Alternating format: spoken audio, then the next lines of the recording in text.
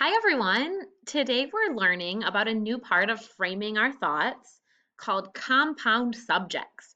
So, this is when in our sentence we're writing about not just one subject, but two.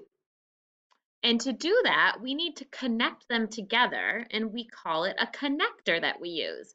So, see this little picture right here? This is our connector, and it kind of looks like a slinky. I want everybody to look at that and take their finger and kind of trace the connector in the air. Doo doo, doo doo, doo doo. That's our connector. And when we're putting two subjects together, the connector that we usually use is a word like and. So take a look at this picture. What are the subjects? I see a person, a boy, and I see an animal, a dog. Those are both subjects. They name what we see. So if I were to put this in a sentence with a connector, I might say, the boy and dog. And then I could always add a predicate and say what they're doing. The boy and dog are walking. The boy and dog are running. Now we can also play around with our compound subjects. Instead of doing common nouns, common subjects, we could try proper. So we could make up this boy's name. Maybe his name is Carter. And maybe we could make up the dog's name. Maybe the dog's name is Butch.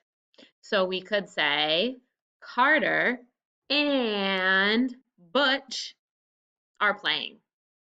So with your class, you can look through all of these pictures and you can practice a few things. You can practice saying the compound subjects, and you can also practice writing them. And you can do it with both common nouns and proper nouns. And sometimes it's fun to do the symbols with your hands. So we know that subjects we underline, and the connector we do this. So here's another example. You could say the girl with blonde hair and the girl with brownish reddish hair. Or we could use proper nouns. Elsa and Anna.